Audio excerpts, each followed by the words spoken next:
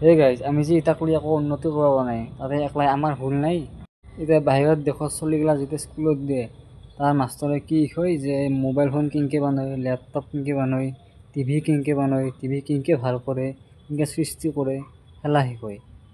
আৰু সেইকাৰণে আমাৰ এতিয়া অসমত যদি কিবা এটা বস্তু বেয়া হয় সেইকাৰণে আমি বাহিৰৰ পৰা মেকানিক মাতি আনি কিনে ভাল কৰিব লাগে।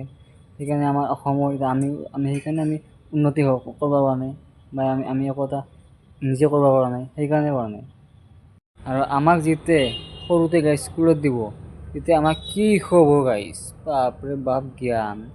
হলৌ উঠিল তকৰ গছত লগাই সদৌ মদাৰে, হলৌ তকৰ গছতে উঠে নাৰিকল গছতে উঠে। আমাৰ জানিব লগা কি আছে? আমি কিবা বান্দাৰ নেকি?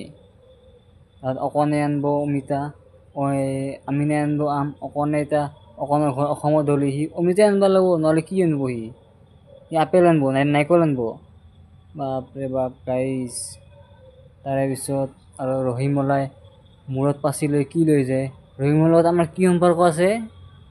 ৰহিমলাই তাতে ওপৰত পাছত মাছ আনে না মাংস আনে, আমি কিবা তাইৰ লগত কিবা সম্পৰ্ক আছে নেকি? না আমাৰ খুৰী না মামী না পেহী ৰহিমলা আমি যেতিয়া ফুটব যাম